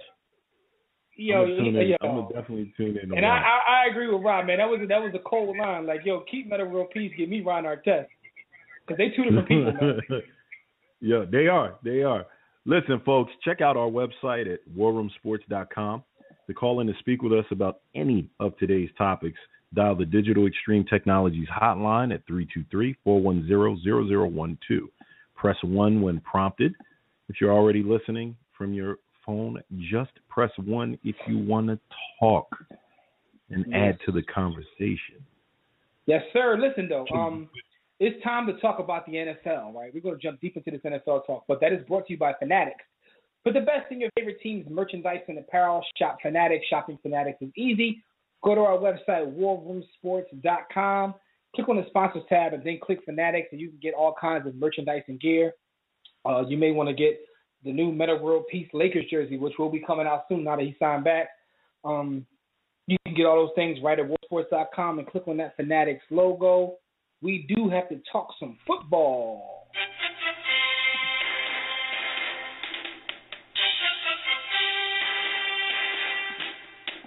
Now, B. Austin, you are the resident Eagles fan. Salute to our brother Dev again, who's not here, who's at home, the beautiful young twins, taking care of his paternity family. Leave. We got him on paternity Dev right leave. now is using paternity leave. But anyway, man, you two guys are the resident Eagles fans, so you're here to hold the Eagles flag. And Chip Kelly, who was beloved by the national media. I mean, these dudes, like, in your words, they were carrying around his luggage. In my words, they were giving him a blumpkin. They love this guy, and they seems like they're kind of turning on him. Like, every channel I turn to, I watch a little bit of ESPN. I try to talk to the guys, locally, and then you watch a little bit of NFL. Like, it seems like it's changing a little bit after what happened at the beginning of the season. What is your opinion of Chip Kelly? Has it changed at all? I know you had the Eagles going to the NFC Championship. What do you think now, good brother? Probably one of the more foolish decisions that I've made recently that involved something relating to Chip Kelly was to select my Philadelphia Eagles to go to the NFC Chip game. Now, it's still early. It seems like they be spiting you, Austin. It's like when you don't pick them to do well, they do well, and when you pick them to do well, it's like they be trying to spite you personally. Yeah, me. It is. It would seem that way. Let me start off by saying this. Our listeners and the folks that have tuned in with us for the last 2, 3, 4 years. First of all, we appreciate you. Continue to tune in. Continue to support. To those of you that are new listeners, I've always taken a wait and see approach with Chip Kelly, and I think Dev has as well. I don't want to speak for him, but we've all said, okay, we see some of his coaching ability manifest itself in being able to coach an NFL team to a 10-6 record. That's not a small feat right out the gate. Like, that's, you know, he deserves credit for that. He deserves respect for that. But, you know, it all culminated for me with 10-6. We're in the first round and we're out. You know, you've got this fast-paced offense. You're passing from left to right instead of north and south, east and west. You got people drinking smoothies. You got them getting on the computer and tuning into their health. All of these things, you know, you employ a smoothie maker. You have guys doing yoga. You had them cut the red meat out of their diet. You have them drinking. But listen, though, now everything you're talking about relates to sort of the black culture. Pure blood and water, pH balanced water at the same time. Yeah. I mean, you got all of this stuff going on. You're talking about it goes to culture, right? You know, they're drinking True Blood and whatnot. I get all that. But what do you think about the point that I just brought up? And when I was telling you, someone had told me, my sources remain anonymous, that some of the players literally, like, you know, the culture that's actually they're scared. They're walking on eggshells. They're walking on where eggshells. they're not, you know, and it's not. I don't want to put it out there like they're scared. Oh God, here comes Chip. Let's do this. But it's sort of like they're not playing their game. They're not free. They don't feel free in essence. They want to like do everything in a straight line and do exactly what coach says. This is a learning curve, you know, and my hope is Chip Kelly is going to remain the head coach of the Philadelphia Eagles, that he's able to see the error in his ways, and he's able to understand that I'm not coaching high schoolers. I'm not coaching NCAA collegiate student athletes who, you know, have NFL talent but aren't NFL grown-ass men. I need to unleash the reins a little bit. I need to give these guys the freedom. Chip is an egomaniacal dude. He's an egomaniac. And it's his belief that his system will trump NFL focus or professional focus on talent. And the reality is that it's a balance. It has to be a balance. And the first mistake that Chip Kelly, I won't say the first, the biggest mistake that Chip Kelly made, I'm not going to talk about Deshaun Jackson because it wasn't a mistake. I'm not going to talk about LaShawn McCoy, who is my favorite Philadelphia Eagle, because even that wasn't a mistake. The mistake that he made was along the offensive line and not investing. If you're going to get rid of talented, tried and true veterans because of their age, then you have to replace them. Super uber talented, either free agents or rookies that can come in and do as good as or better than what you already had. And you didn't do that, and then you went out and you got a quarterback who's a statue. You got a quarterback that has to be protected. I agree with you said. Like Chip Kelly believes that his system is like love; it'll conquer all, and he basically invests in that. And it's funny because we look at like, you know, the history of the game. A lot of times coaches do this when they get their first coaching job, and they do exactly what you said, and they kind of wake up and realize like, okay, this doesn't work here. It has to work somewhere else. Like if you even look at Belichick talks about it all the time that he wouldn't be as good a coach as he is today if he didn't have the opportunity that he had in Cleveland, where he kind of fell on his face, but he learned how he could push people, how not to push people. So I just thought, I hope it's not a situation where go somewhere else, like he failed here, go somewhere else and becomes like the greatest coach of all time. Yeah, the fan in me, I can't take that though. I hear what you're saying and I agree. And I've seen enough in Chip Kelly to know that if he makes the adjustments within himself as a man, that the talent is there for him to coach in the NFL. But I don't have time for him to fall flat on his face and experiment with my team. And that's what's happening right now. Yo, you went and got some whack dudes to replace quality all-pro offensive linemen. And then you went and got DeMarco Murray, who is a battering ram who needs to run north and south to run stretch run plays and toss sweeps. Yo, what are you doing? What are you doing? What are you doing? Yo, this dude can't turn the corner. When he runs straight ahead and he gets to full speed going east and west, he has to throttle down, change gears like a tractor trailer, and turn his wheel and then get his trailer to turn to go upfield. That's not the running back for you, the running attack that you have. And the blocking isn't there. And that's the biggest thing. The blocking isn't there. DeMarco Murray is overrated. He's overrated, but he's not a bad running back. When I say overrated, you know, on our show, we got to explain to the people, he's not bad. He isn't Trent Richardson. He's not the worst running back in the NFL. He can play in this league in the right scheme. He's a scheme guy. There are guys that are good enough. It doesn't matter what scheme they play in. They're going to be nice. He is not that guy. You have to put him in the right attack, which is open and gap. Let him choose a gap and maybe make one cut, and that's it, north and south. When you ask him to be creative, yo, it's like asking a whale to mate with a hummingbird, dog. It ain't going to work. Now, here's my question, B. Austin. Like, you talking about DeMarco and, you know, what he's struggling with, because he definitely is struggling. His numbers are horrendous. He left practice this week with a hammy. My question is, if you had to weigh it, right, because you said that he is overrated, but a lot of it's the line. Is it more of him, is it more of the line, or is it about 50-50? It's 60-40 offensive line. 60-40 off. I would only blame, it might even be less than 40%. I would blame 35% of it on DeMarco, and the other 65 lies with Chip Kelly in the line, because it's not his scheme. He can't. That last game versus the Cowboys, dude, he wanted to win that, man. He was giving maximum effort, and I saw that in the passing game. When he caught the ball out of the backfield, he was trying to give his life to get extra yards. He can't do what he can't do. He can't do what he can't do. You know, it's not. We need now at this point. That means that we have to depend. God bless him. The best player on offense is a midget. Midget ball.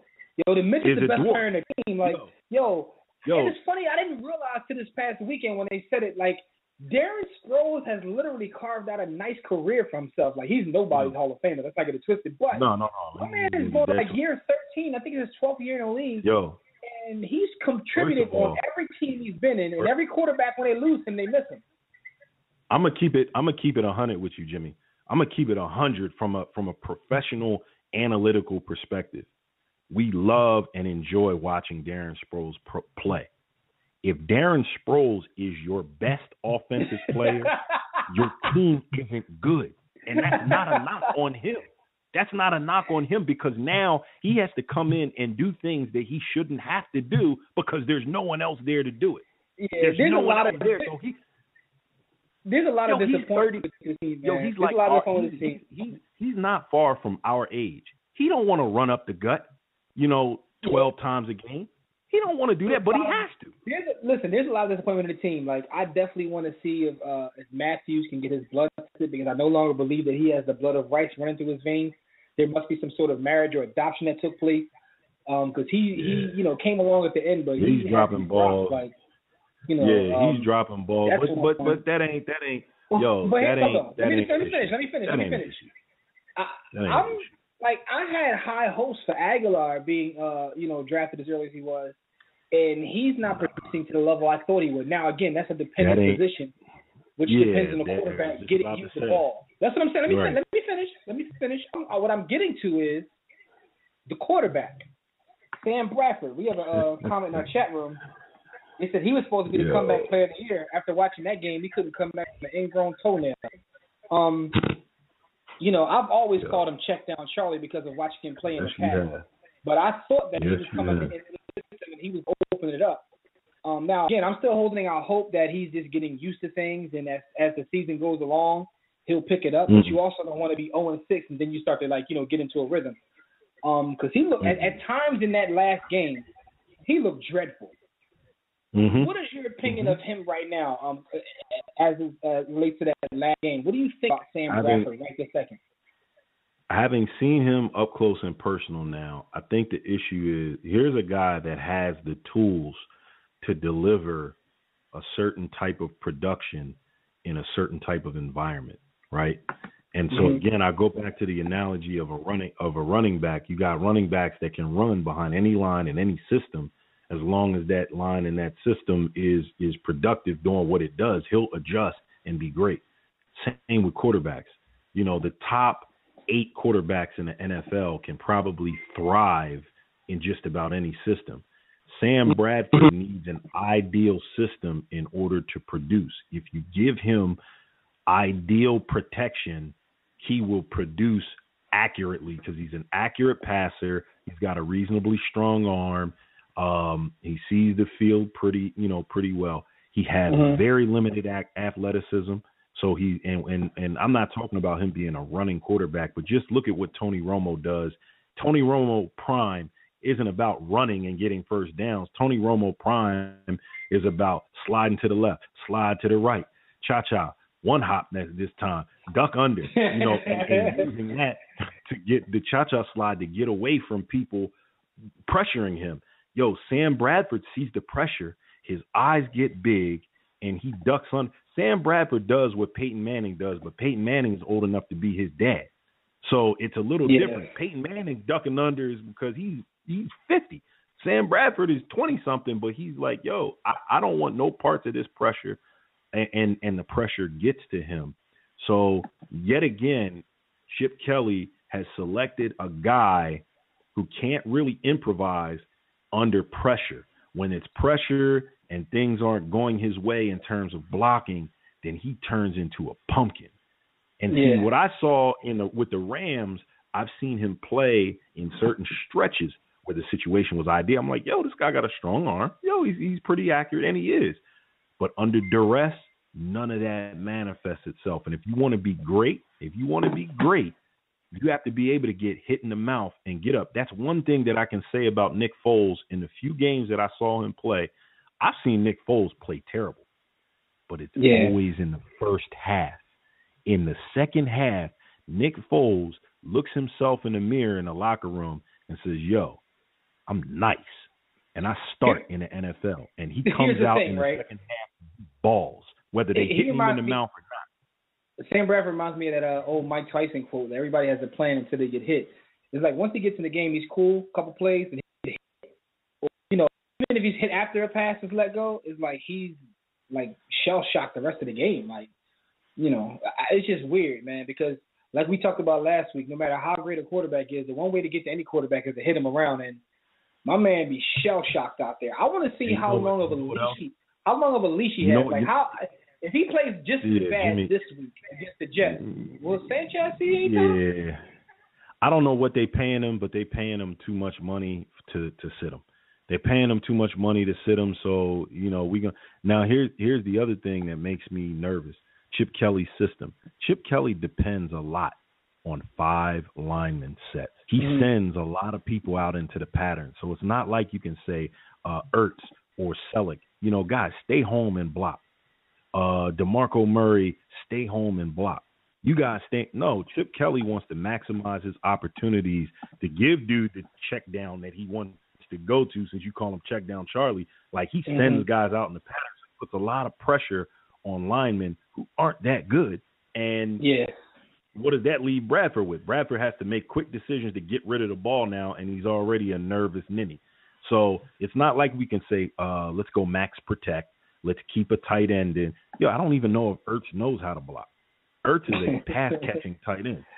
I don't know, and what we going to do? We're going to have the power dwarf in the game, and we're going to say, yo, my man, I know that you only 5'5" and 160 pounds, but we need you to block these 250-pound linebackers coming on blitzes.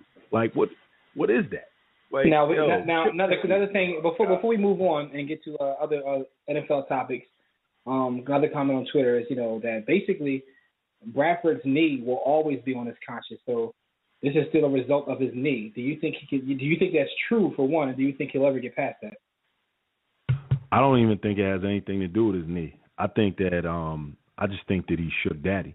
Like let me rephrase that. It could be the knee, but it's not just the knee. Even if he was fully healthy, I think it's in his personality to succumb to pressure. Like, one of the things that I think Dr. Akil Bayan would come on and tell us about the basal ganglia, and some people perform better under pressure. The more pressure you mount on them, they just respond. He's not that guy. He's not that guy. And Chip hasn't built the offense around him. Chip said, I saw him in high school and I saw him in college. And in college, with 5 linemen protecting, and we gave him, 4 options in the passing game. It was college. This is the NFL. This is the NFL, not for long. Chip, you done effed up now, bro. Yeah, man. You done effed up now. It is what it is, man. So and anyway, defense, man, the defense is balling. The defense is balling. There are some things that need to be changed. Maxwell, you were way overpaid. But overall, the defense is balling. Problem is, when you see these scores and you see the Eagles losing, is the offense goes 3 and out in Guinness Book of World Record time. We're going 3 and out in like 40 seconds. So the defense is taking 40 snaps in the first half, 45 snaps in the first half, 80 snaps in a game. What can you expect? I'm pleased with the D. Go ahead. You're right. I was just saying, in reference to speaking of quarterbacks, the other quarterback in that god awful game. Let's not get it twisted. That game was god awful. I don't even care if you were rooting for the Cowboys. That was a god game. But Tony Romo is going to miss significant time. He has a broken clavicle. So 2-part question. One, how will this affect the Cowboys, considering they're already missing Bryant, so their 2 best offensive players are gone? And with that injury, the NFC East, who has the upper hand? I mean, the Giants and Redskins played this evening. The Giants haven't won a game yet. The Washington racist slur, because that's what I decided to call them. I don't even call them. I call them the Washington racist slur. So the Washington racist slurs are 1-1, and the Giants are 0-2. The Eagles are 0-2. And Dallas is undefeated, but they're missing their 2 best players. So 2-part question: how will this injury affect the Cowboys, and how will it affect the division overall? Cowboys are going to have a hard time scoring points. I have them sliding out of playoff contention. I believe in the legend of Tom Coughlin. So I'm going to slide the Giants, even though they're 0-2. I'm going to slide the Giants in. I'm going to say that they're going to get their act together. The Washington racial slurs are interesting. You don't know what you're going to get from Cousins. He's got a plethora of weapons. DC has been a cluster and a clown show for so long that I think people forget the fact that they actually have a lot of talent on offense, and they got 2 top quality. I would say their running attack with Alfred Morris and Adam Jones might place them in top 10 in the league in terms of rushing. And so if they can move the ball and take pressure off of Cousins to have to drop back 40 times a game, they could slide into a wild card team, man. I hate to say that, but I'm going to say that the Giants get their act together and it becomes a competition between the Giants and the Washington professional football team for the division. I'm going to give the edge to the Giants because of the quarterback that they have and the defense that may show up. But I'm going to say the Cowboys are going to wait too long to turn it on, and by the time they turn it on, it'll be too late. Eagles might be last in the division based on what I'm saying. Wow! After 2 weeks, you went from NFC Championship to last place in the division. I think we'll fight. I think the Eagles will fight the. I think the Eagles will fight the Washington team. But here's the thing, right? So we see the issues on the field. And then what you just revealed about what's going on in the locker room, that's a bigger problem than what's on the field because it manifests itself on the field. You can't fix that mid-season. You can't fix that mid-season. So now, that's true. That's true. But I think they just have too much talent. Like, the Eagles have talent. That's the crazy part. And for some reason, it's just difficult for me to believe in Gruden and the Washington racial slurs. Like, I think if they start winning a couple games in a row, the Cornball brother will find a way to sabotage and make the team lose because he seems like he's just that petty and a hater. Like, he'll find a bit, like, distract the team by throwing something to get into the media. Like, I think he's that petty. So I actually think the Eagles may still win this division, believe it or not. And it sounds crazy considering we saw how terrible they looked last week. But, you know, the division is that bad, and there's still an opportunity. Mm-hmm. In terms of the Cowboys, man, that's a huge loss. Losing your two best players. I don't care what team you are in the entire NFL. You lose your best quarterback and your best receiver, you're going to be in trouble. I don't care who you are. So they're going to have to struggle a little bit based upon that. But even they're still not out of it because the division is terrible. Terrible division, man. It is. So it is. I have another question for you, right? Outside of the Eagles, there are other teams who were considered Super Bowl contenders who are now 0-2 to start the season. All of them have their own issues. Some with players holding out. Some is just a matter of who they played. Some start slow. You got the Eagles, of course, we talked about. You also have the Colts, Ravens, and Seahawks. When you analyze these teams, who's in the most trouble, for one? For two, who do you think has the ability to climb right back in and be a championship contender? What is your analysis of all these teams? Colts can climb in it because they have an amazing talent at quarterback. And the issue there is their offensive line. Imagine that. It always comes back to what the fat guys always are doing, the fat right? boys. Andrew Luck has been under siege in the NFL since he got here because Indianapolis hasn't invested in protecting him with top quality linemen. This season is no different. The issue is he's got new receivers on the outside that he's trying to mesh with. He's got a new running back. So they got to find a way to click and understand that the O-line isn't going to get better, which means we've got to change a lot of these intermediate and deep routes that we're running. T.Y. Hilton, you can't run, 30 yards down the field all the time for the big play because the ball has to come out quicker. Andre Johnson, you have to create more separation and not just be a great route runner in your old age. You have to get there quicker. So I think what ends up happening there is they tweak the passing game a little bit to get the ball out quicker. Frank Gore looks revitalized. The O-line just sucks. Like, he looks cool. So I think they've got a running game. Now it's just a question of can you tweak the offense and can the defense hold up? I'm not too sure on their defense, but I think they'll be all right. The Seahawks, big trouble.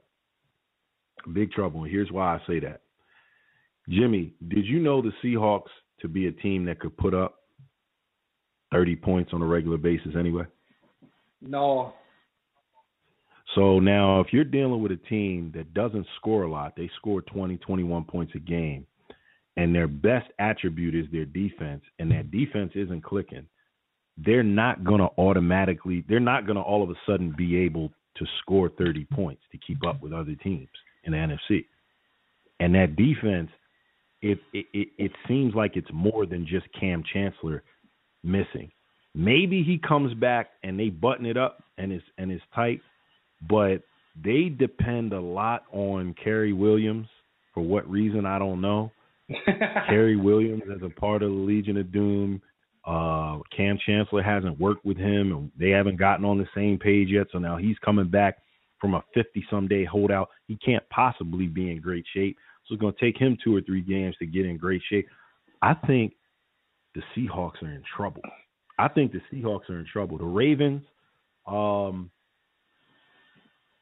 Ravens,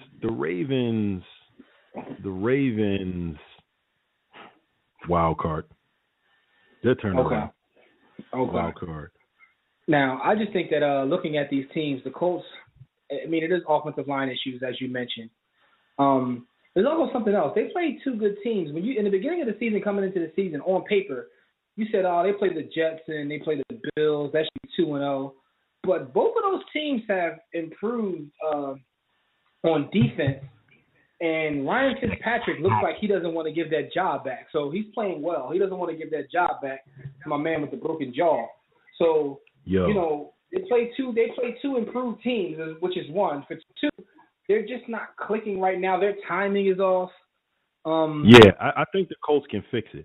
And speaking of that Jets team, though, Jimmy, if you love NFL defense, they are a joy and a pleasure to watch because they get it done without blitzing a lot, which means that front four is monstrous. It's four athletic inhumans up on the defensive line, and then they just sit back linebackers who are also a nice unit, underrated, and they just sit back and read and react. And then, of course, the money team is in the back.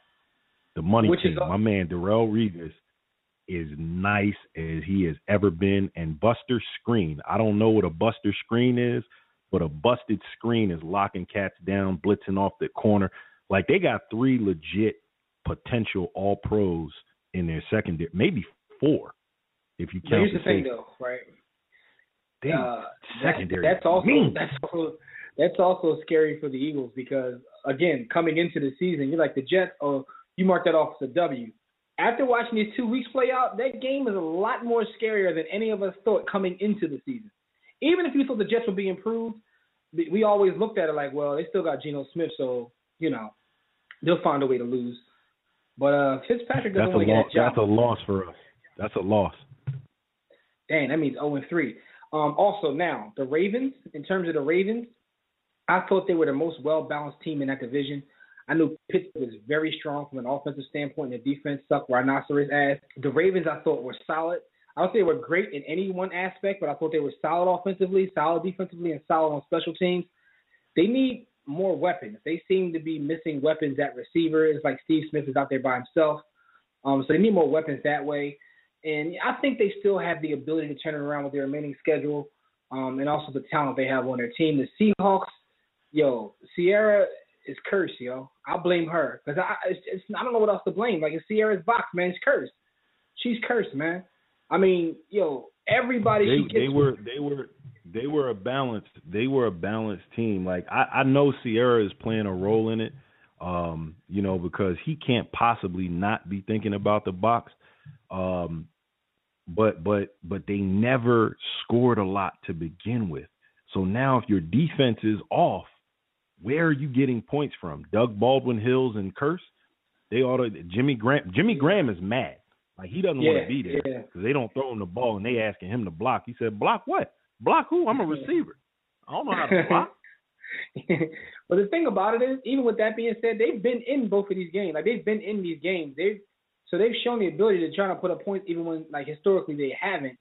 It's just, man, shout out to Future, who cut her off and now has the #1 album in the country. He has 2 #1 albums this year after leaving her. How about that? So, it's definitely some curse around that box, man. Be awesome. We got about 10 minutes left, and within these 10 minutes, I want us to go through some games that are happening this upcoming weekend to hear who you have in these games. We have the Cincinnati Bengals, who are in Baltimore to play the 0-2 Ravens. Who you got in this game, good brother? I like the Bengals a lot, and I think that they have put something together. But with that being said, I think the Ravens get back on the right track. I think they get right back on the right track. If you'll recall, I pointed to the fact that Terrell Suggs was a big loss for them, and that's a part of what manifests itself, not having him there. But I think they're going to make the adjustment, and I think they get their first win versus the Bengals, who will still have a great season. Yeah, that is a good win, by the way. Nice little division win. So that's definitely a good win there. We got you with that game. Let's go to the next game, which is, by the way, I'm also picking the Ravens at home. I definitely think the Ravens will bounce back. The Falcons, who look pretty good this year. They're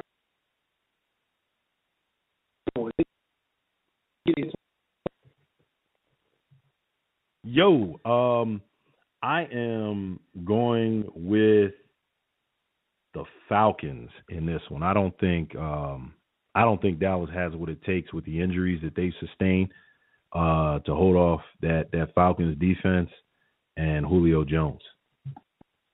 Listen, man, all I'm going to say is, can we talk? Tevin Campbell is playing running back for the Falcons. Now, I heard that he's, a little beat up and injured, but they have a nice little 1-2 punch at running back now, man. But my man Tevin Campbell has definitely been balling. The Falcons have looked better. And it's probably because I pooped on them all off-season and season because I got tired of thinking the Falcons were ready to take the next step and do what they got to do, only for them to come out and sell the farm. So now they seem to have gotten it together. Another thing is they've been playing the NFC East this whole time. So if the Falcons win this game here, that means they've beaten the Giants, the Eagles, and the Cowboys. They're just running through the NFC East at this point. Let's see what happens when they got to play outside the NFC East. Running through the East with my woe. But think about it.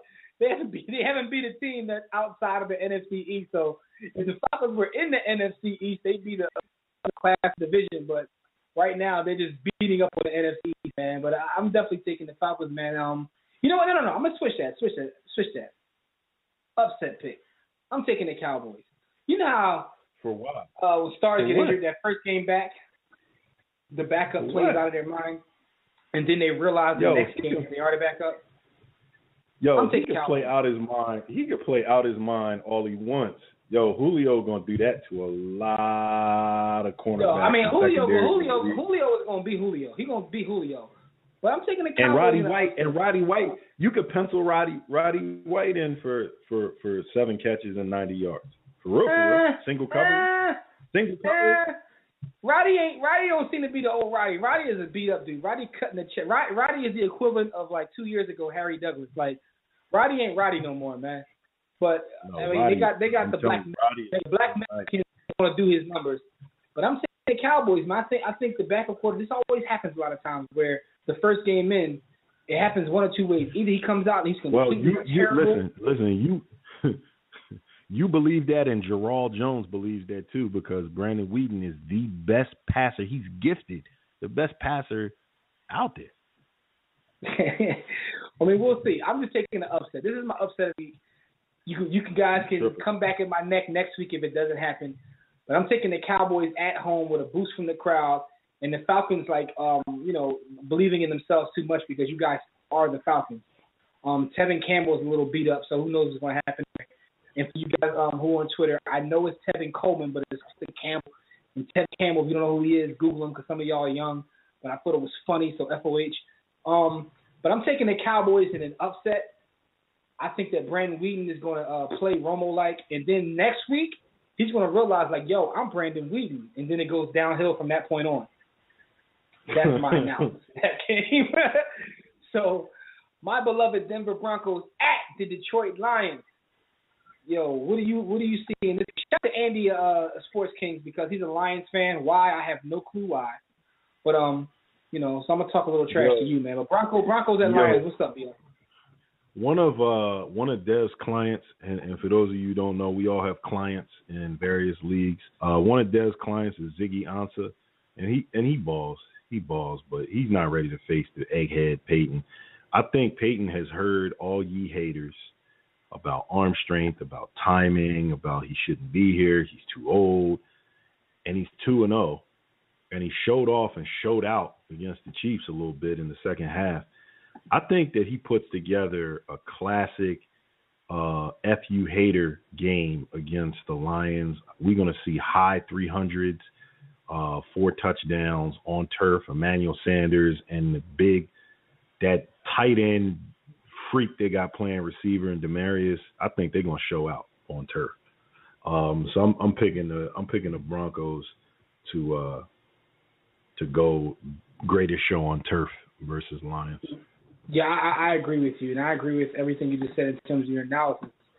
They're gonna get on that field and do some things, man. I actually picked against my squad last week, and they probably should have lost the game. I think the Chiefs lost more than we won, but sometimes that's the kind of games you need to win.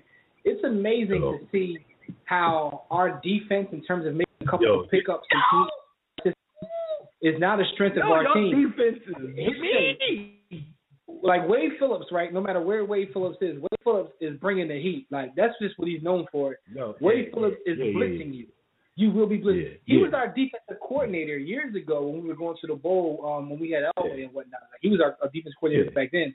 So Kubiak, who's on that team, has brought him back to Denver. Wade Phillips would rather blitz you and F you up and give up a touchdown than just sit back and not blitz and just play. It's funny you say that because I've actually heard him say that. He talks about putting fear in a quarterback. So if I give him a early touchdown, smack you real well, that may pay dividends for the rest of the game.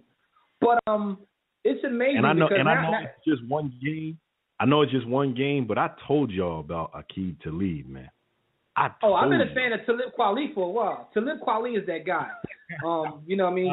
Just to get by. But listen though, here's my thing as a Broncos fan. I know Scott View is listening. He's going to slander me because he's a Raiders fan. They had a great week and we played them. We're going to smack them. And at KC Mack, I know that you're a Chiefs fan and you're embarrassed because you guys lost the game. But what I'm afraid of as a Broncos fan, I got to show a little bit of pessimism now, is that Peyton has literally carried us the last couple of years. Now the defense is kind of caught up, and it's like Peyton taking it back. I'm afraid that we'll never match, like we'll never meet in the middle where we're both playing at high levels now.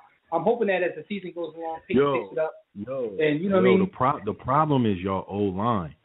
Your O-line is not good. The experience. We have some injuries along the O-line, and then we don't have, so because that affects our running game. So we'll see what happens. But I'm definitely taking us to play against the Lions. The Lions don't look as well as I thought they would, so I'm definitely taking the Broncos. A couple minutes left. We got KC Mack's Chiefs, although I thought KC Mack was a Cowboy. Anyway, KC Mack's Chiefs are playing in Green Bay on Monday Night Football against the God, Aaron Rodgers. I got to ask you, who are you taking in this game? Chiefs. Wow. Chiefs. Upset special is coming down the pike. Okay. Although Aaron Rodgers is the God, I think the issue – Okay. You do realize they're playing in Green Bay, right? In Green Bay, yes. Yep. You got KC going into Green Bay to get a W. Yeah. Yep. Love it. Yeah. I disagree, but I love it nonetheless. Because people aren't giving Kansas City defense the credit it deserves. That defense showed up, and for 2 and about a quarters, about 60% of that game, they was giving it to y'all. And I agree. And Aaron Rodgers has less weapons than Peyton Manning does. They depend on Aaron Rodgers to be great, and because of his age, he's in his prime. It doesn't matter to him. He's cool. He's like, I can go out and drop back 70 times if you need me to. It doesn't matter. But they're not that talented offensively. Eddie Lacy is out, so you're dependent on James Starks, who's not bad. He's not a bad back, but he's not great. You're dependent on James Jones, who is balling. James Jones is balling. But Jimmy, he's James Jones. So don't ever get that twisted. He's James Jones. Understood. And they don't have a lot. It's like, be honest, it's sort of like that commercial from one of our sponsors. It's like you got James Jones with cable and you got James Jones with DirecTV when he's in Green Bay. They're two different people, man. Yeah. So I don't know. I'm picking the Chiefs because the disrespect that people have for Alex Smith, which probably is deserved, it extends itself to Justin Houston and Eric Berry and Peters, that new corner they got, and it's not. Oh no, they got some players. Shout to Rob who gave us our credit. We try to remain objective, and I have to be objective. I'm a Broncos fan, but I like what Andy has done in Kansas City. That defense is tough, man. But I've got to go with the now. If Fat Andy would stop being loyal to these bums at quarterback and go get him a real quarterback, it would be all right. Anyway, man, we got to get out of here. But there's no way that I'm going to pick against God at home. I'm just not. I'm not picking against the God at home. I mean, I'm picking the papal of the NFL, Aaron Rodgers, at home against the Chiefs. Yeah, people win. It's time for us to get out of here. Thanks for joining us again, the War Room. Good people. Shout out to everybody in the chat room, Facebook, Twitter, all the calls who chimed in to holler at us. We appreciate it. Special thanks to Fred Perdue. Talking college football with us as usual. Shout out to Tobias for the call in. Let's be honest here. Tune in next week, same time, same place, live right here on demand on the WRS Podcast Network for more great sports talk. Next week we're going to talk about Week 3 and what happened in Week 3, previewing Week 4. So until then, enjoy your week and, catch us back here at War Room Sports, Facebook, Twitter, Instagram, all of our blogs, webcasts, everything we do at warroomsports.com. Until next time, everybody, we do not want you to accept mediocrity. Be steadfast in the war against ignorance and we'll see you chumps on top.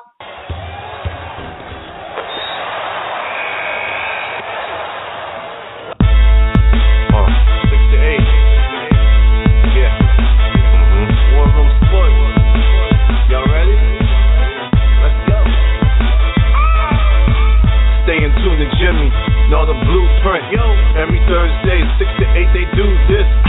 Shout out to Dev, PJ, B. Austin, Bay on replay. OneRoomSports.com. Get that mobile app. If not, dial 323-140012. They be going and you sensitive, then oh well. Physical podcast, let's talk sports. Showtime like magic in the block push. Listen live, push one to join in. Rip your team or listen for your enjoyment. Hip hop scholars, pit stop and knowledge. Should be in sports credits, I ain't talking college. 5 guys, no beef though. Corporate secret, but the streets know. Belafonte, I got a G flow. KC royalty, I'm in beast mode.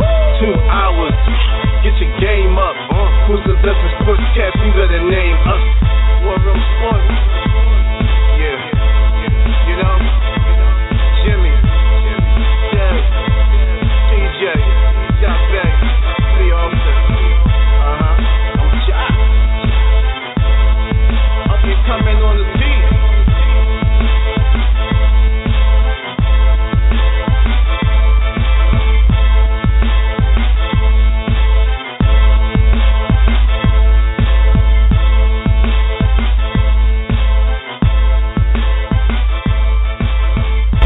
War Room Sports, www.warroomsports.com.